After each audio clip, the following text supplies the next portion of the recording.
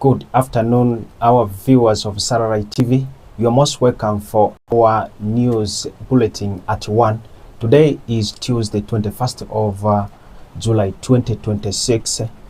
Welcome for our news. In our top stories, hunger crisis in Karamoja claims lives. Door-to-door campaigns take center stage as LC1 candidates navigate new election rules. 6 engineers dismissed over alleged corruption in Uganda. At least 27 dead and 83 missing after passenger ferry capsizes off Guyana. I am Drani Sunday together with Letasi, Florence. Join us for more details. The humanitarian situation in Uganda's Karamoja sub-region has worsened after prolonged drought triggered severe food shortages, leading to hunger-related deaths and rising malnutrition. According to the government of Uganda, at least 16 people have died in recent weeks from causes linked to acute food shortages following months of poor rainfall that destroyed crops and left thousands of families without enough food. Office of the Prime Minister said the prolonged dry spell caused widespread crop failure, leaving many households unable to produce enough food.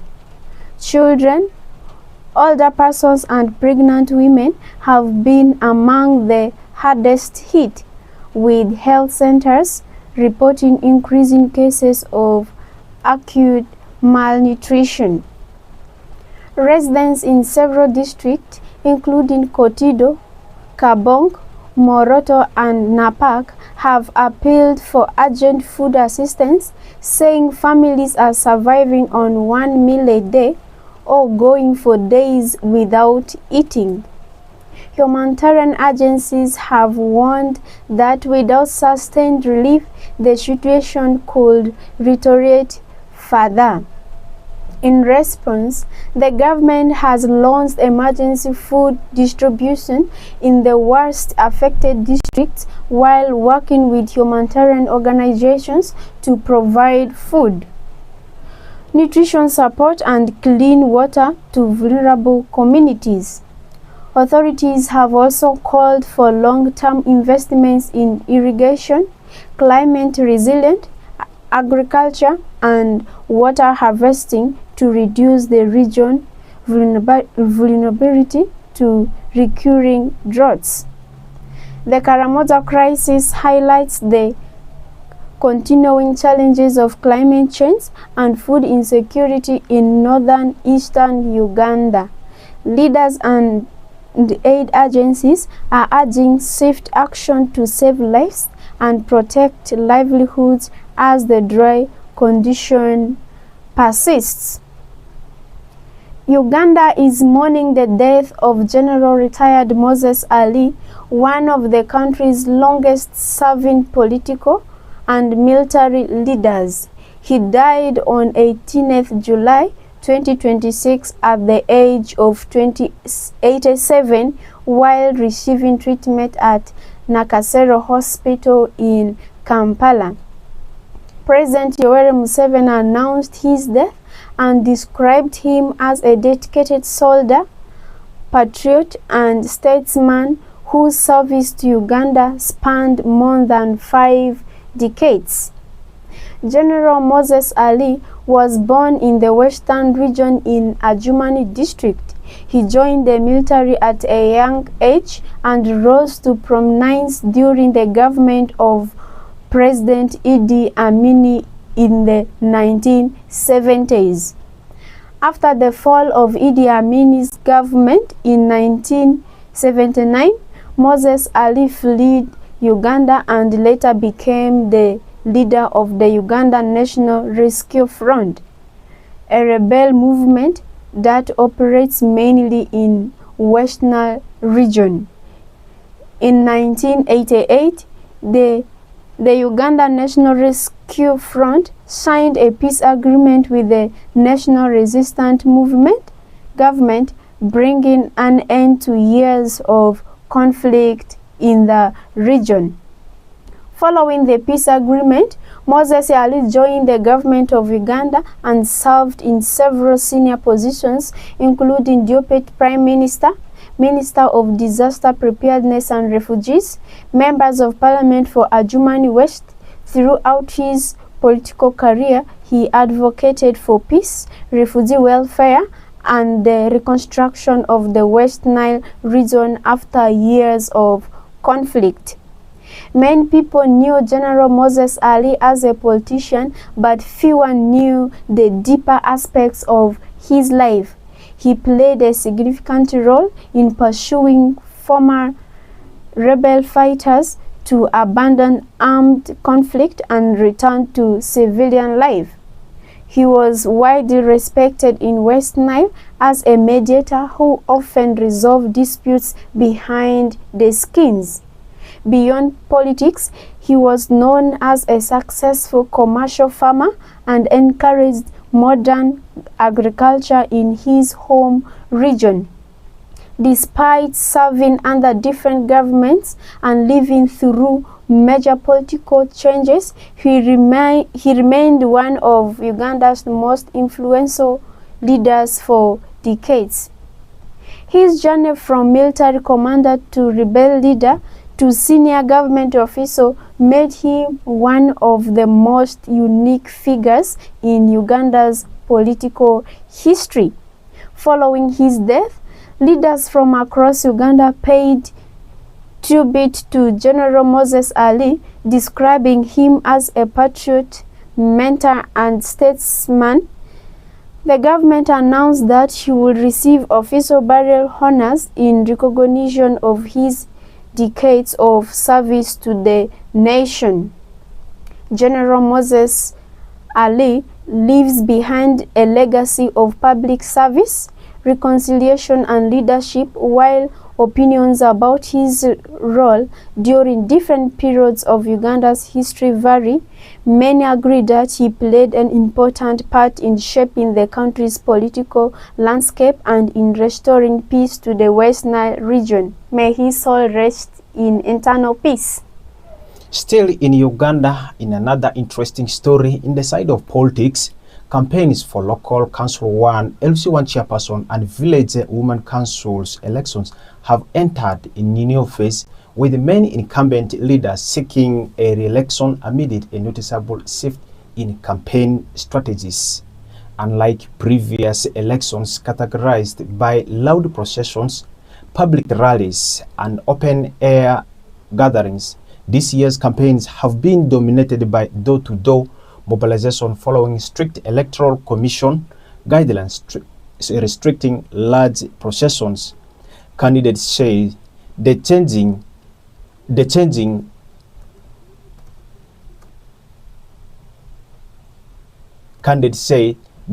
campaign environment, coupled with their increasingly busy lifestyles of urban residents, has forced them to adopt more personalized approaches to reach voters.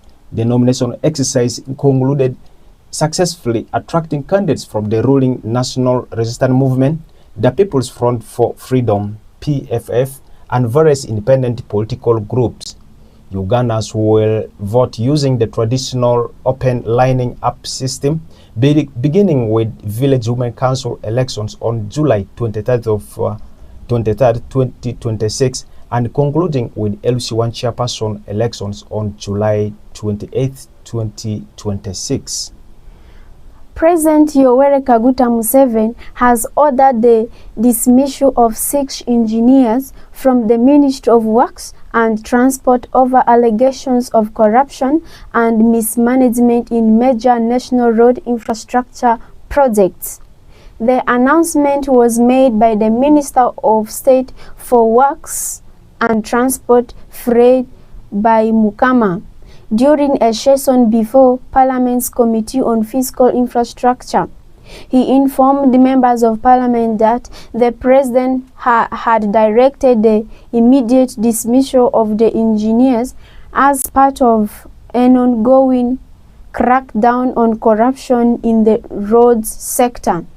According to the minister, the allegations involved irregularities in several high-value road projects, including the Busega-Mpigi Expressway, Mubende-Fort Portal Road, Masaka-Mutukula Road, and other infrastructure projects. Authorities believe that corruption, delayed approvals, procurement irregularities, and poor supervision contributed to escalating project cost and delayed completion. The government has also launched investigation into other officials connected to the projects. Some technical staff have already recorded statements with the Inspector General of Government, while disciplinary action has been taken against additional senior officials in the ministry. The dismissal forms part of the government's broader anti-corruption campaign aimed at improving accountability and ensuring value for money in public infrastructure. President Museveni has repeatedly warned that corruption in road construction increases costs, delays development, and undermines public confidence in government institutions. The investigations are continuing, and authorities say further action may be taken if additional evidence of wrongdoing is established. Coming to the FIFA World Cup news, the 2026 FIFA World Cup came to a dramatic conclusion on 19th July 2026 with Spain defeating Argentina 1-0 after extra time in the final play at the New Jersey Stadium in the United States. Spain's Ferran Torres scored the only goal of the match in the 106th minute, securing the national second FIFA World Cup title, the first since 2010. Spain dominated possessions throughout the final, but Argentina's goalkeeper Emiliano Martinez produced a series of outstanding saves to keep the match level for much of the game. However, Ferran Torres' final broke the deadlock in extra time, sparking celebration among Spanish players and fans around the world. Argentina, the defending champions, fought hard to retain the trophy but could not find an equalizer. The match ended on a tense note with confrontations between players after the final whistle, prompting FIFA to review the incidents. Earlier, England finished third after defeating France 6-4 in an entertaining third-place playoff.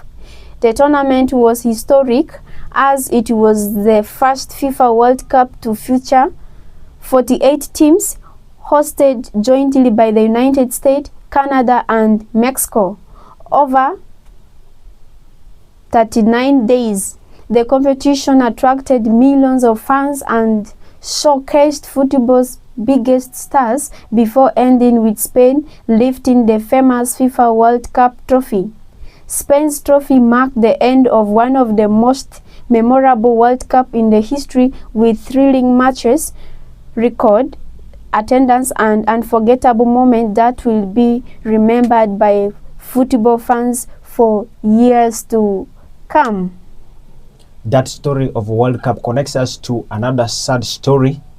A search and rescue operation for dozens of missing people continued on Sunday. At least 27 people have drowned after a passenger ferry capsized off the coast of Guyana on Saturday night local time.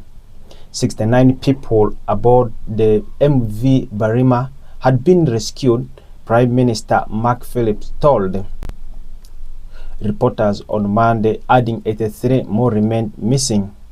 Guyana's Public Works Minister Yohan Edgil expressed his anger at a news conference on Sunday, accusing those who operated the ferry of trying to cheat the system.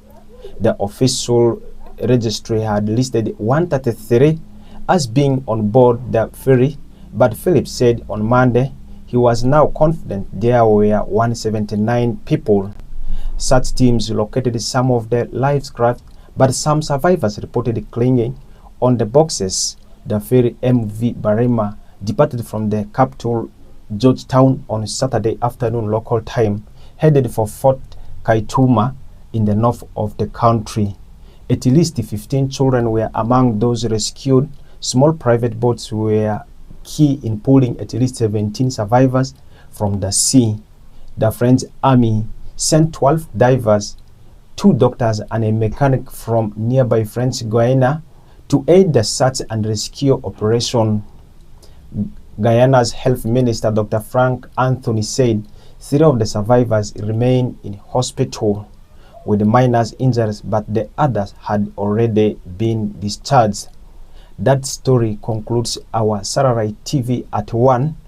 But before that, a recap of the top stories. Hunger crisis in Karamoja claims lives. Door-to-door campaign take center stage as LC1 candidates navigate new election rules. 6 engineers dismissed over alleged corruption in Uganda. And at least 27 dead and 83 missing after passenger ferry capsized off Guyana. That story concludes our Sararights TV at 1. Continue watching us in other programs. Good afternoon.